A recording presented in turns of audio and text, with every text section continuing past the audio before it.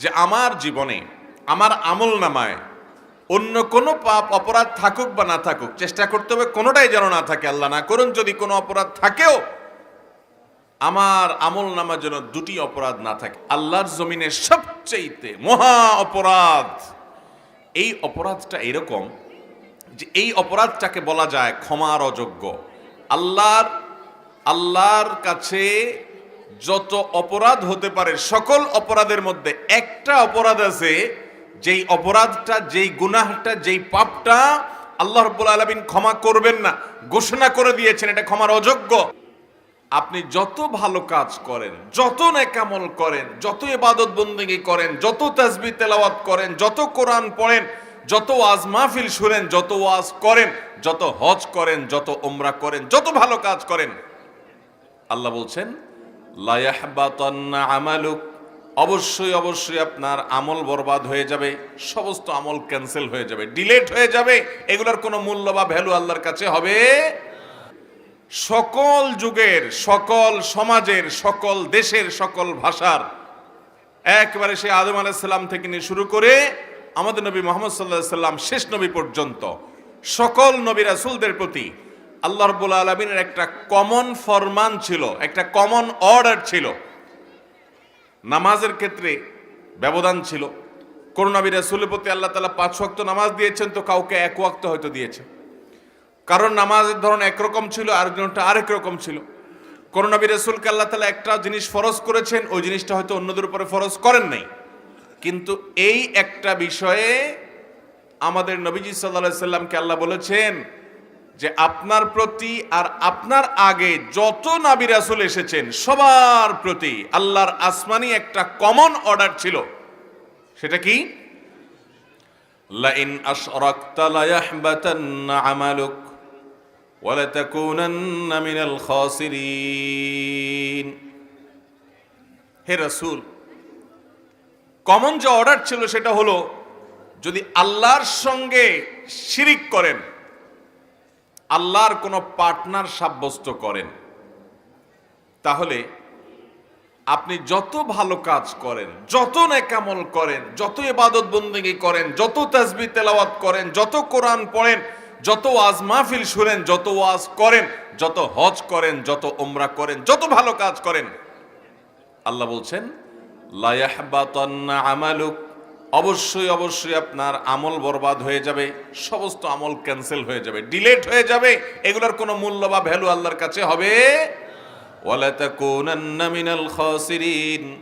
শুধু সেটাই নয়, এরপর ক্ষতিগ্রস্তদের মধ্যে আপনি চলে যাবেন এবং তাদের কাতারে শামিল হয়ে যাবেন। আপনার কোনো আমল আল্লাহর কাছে আর মাকবুল হবে না। ভাইরা আমার, এই আয়াত বলছে শিরক কত বড় অপরাধ, কত জঘন্য অপরাধ। আল্লাহ রাব্বুল আলামিন কোরআনে হাকিমে লোকমান হাকিম নামক আল্লাহর নেককার বান্দা, প্রিয় বান্দা, তিনি তার সন্তানকে কিছু উপদেশ দিয়েছেন। আল্লাহর কাছে এত পছন্দ হয়েছে, কোরআনে সূরা লোকমান নামে একটা আলাদা সূরা আছে।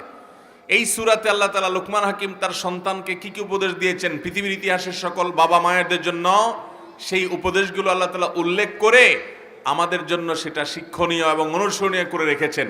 সেখানে একটা উপদেশ ছিল গুরুত্বপূর্ণ, অতি গুরুত্বপূর্ণ। সেটা হলো তিনি তার সন্তানকে বলেছেন, ইয়া বুনাই লা তুশরিক বিল্লাহ, ও আমার প্রাণের ছেলে, প্রাণপ্রিয় সন্তান, আদরের ছেলে, বাবারে ওসিয়ত করে যাচ্ছি, খবরদার আল্লাহর জমিনে তুমি খবরদার আর যা করো না করো কখনো আল্লাহর সঙ্গে শিরিক করবা না, শরীক সাব্যস্ত করবা না। কারণ ইন্নাশ শিরকা লাযুলমুন আযীম, কারণ শিরক হলো আল্লাহর জমিনে সবচেয়ে মহা অপরাধ। এই অপরাধটা এরকম যে এই অপরাধটাকে বলা যায় ক্ষমার অযোগ্য। আল্লাহর কাছে যত অপরাধ হতে পারে সকল অপরাধের মধ্যে একটা অপরাধ আছে, যেই অপরাধটা, যেই গুনাহটা, যেই পাপটা আল্লাহ রাব্বুল আলামিন ক্ষমা করবেন না, ঘোষণা করে দিয়েছেন এটা ক্ষমার অযোগ্য। সেই পাপটা হলো শিরকের পাপ। আল্লাহ বলেছেন ইন্নাল্লাহা লা ইয়াগফিরু আন ইউশরাকা বিহি, নিশ্চয় আল্লাহ রাব্বুল আলামিন তার সঙ্গে যদি কেউ শরীক সাব্যস্ত করে এটা আল্লাহ তাআলা মাফ করবেন না। মাফ করবেন না মানে যদি সে এই অপরাধ করে তওবা ছাড়া মারা যায় তাহলে মাফ করবেন না। কেউ জীবনে করে ফেলেছে না বুঝে, এরপরে সে তওবা করে ফিরে এসেছে আর সে অপরাধ করে নাই, এটা অবশ্যই মাফ হবে। কিন্তু যদি কেউ তওবা ছাড়া শিরক করে দুনিয়া থেকে যায়, মুশরিক অবস্থায় মারা যায়, তাহলে আল্লাহ তাআলা এটা মাফ করবেন না। ওয়ায়াগফিরু মা দুনা যালিকা লিমান ইয়াশা। আর শিরক ছাড়া যত অপরাধ আছে আল্লাহর হক সংশ্লিষ্ট, সবগুলো আল্লাহ তাআলা যাকে ইচ্ছা তাকে মাফ করে দিবেন। কিন্তু শিরকের অপরাধ এটা আল্লাহ তাআলা কাউকে মাফ করবেন যদি সেই শিরকের অপরাধ করে দুনিয়া থেকে যায়। ভাইরা আমার, এই অপরাধের ভয়াবহতা এত বেশি। আমাদের প্রিয় নবী সাল্লাল্লাহু আলাইহি সাল্লামের সাথে মক্কার মুশরিকদের বিরোধটাই ছিল এই অপরাধ নিয়ে। তারা আল্লাহকে স্বীকার করত, আল্লাহকে ডাকত, আল্লাহর কাছে দোয়া করত, প্রার্থনা করত, ইবাদত করত, সবই ঠিক ছিল, সবই করত। কিন্তু মক্কার মুশরিকদের মূল সমস্যা ছিল যে তারা আল্লাহকেও ইবাদত করত, আবার শিরকও করত। আল্লাহর মাঝে আর বান্দার মাঝে বিভিন্ন পীর, বিভিন্ন ব্যক্তি, বিভিন্ন রকমের উপাস্যকে, মূর্তিকে, প্রতিমাকে তারা মধ্যস্থতাকারী সাব্যস্ত করে তাদের মাধ্যমে আল্লাহর ইবাদত করত। গোলামি আল্লাহর করত, কিন্তু মাধ্যম ছিল তাদেরকে ইবাদত করত, তার মাধ্যমে আল্লাহর ইবাদত করত। এই জন্য তারা মুশরিক হয়েছে। আর এই কারণেই তাদের সাথে সারা জীবনের সংগ্রাম ছিল আমাদের নবী করিম সাল্লাল্লাহু আলাইহি সাল্লামের।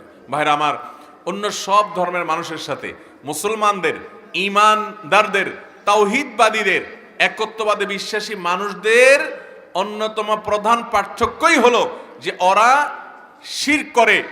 ঈমানদারকে ইসলাম শিরক করার অনুমোদন করে না। আল্লাহ তাআলা শিরককে হারাম করেছেন, সবচেয়ে জঘন্য হারাম। এটা দিয়ে আমাদের সাথে তাদের পার্থক্য। পৃথিবীতে যত ধর্ম আছে সব ধর্মের মানুষ দেখবেন কোনো না কোনোভাবে শিরক করে। কেউ হয়তো কোনো নবীকে আল্লাহর পর্যায়ে রেখে নাউজুবিল্লাহ শিরক করে, আল্লাহর সাথে শরীক সাব্যস্ত করে। কেউ কোনো আল্লাহর নেককার বান্দাকে, যেমন ইহুদিরা ওজায়েরকে, আল্লাহর নেককার বান্দাকে শরীক সাব্যস্ত করে। তারপরে খ্রিস্টানরা ঈসা আলাইহিস সালামকে আল্লাহর পরিবারভুক্ত করে নাউজুবিল্লাহ তারা শরীক সাব্যস্ত করে। এভাবে হিন্দু ধর্মাবলম্বী ভাইরা বোনেরা তারা বহু প্রতিমাকে, বহু উপাস্যকে তারা উপাসনা করে। মুসলমানের সাথে অন্য সব ধর্মের পার্থক্যই হলো এটা, মুসলমানের ইবাদত হবে একত্ববাদী বিশ্বাসী ব্যক্তির ইবাদত। আল্লাহ বলেছেন আবুদুল্লাহ ওয়ালা তুশরিকু বিহি শাইআ, তোমরা আল্লাহর ইবাদত করো আর আল্লাহর সাথে কাউকে শরীক করবা।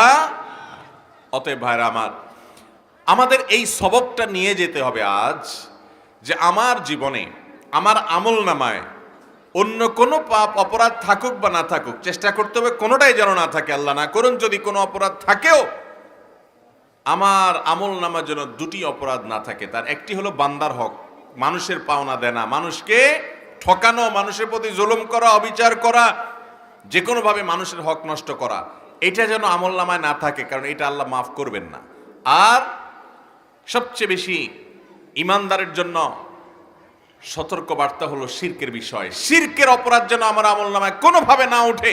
যদি কোনোভাবে শিরকের আলামত চলে আসে, তওবা করে আল্লাহর কাছে মাপ চেয়ে ওইটাকে ডিলিট করে আমার আমল নামা থেকে পরিচ্ছন্ন করে সামনে এগোতে হবে। আপনি যদি এইভাবে আপনার আমল নামাকে এই অপরাধ থেকে পরিচ্ছন্ন রেখে, মুক্ত রেখে এগিয়ে যেতে পারেন, ইনশাআল্লাহ আপনার আখিরাতের বাকি যাত্রা সহজ হবে।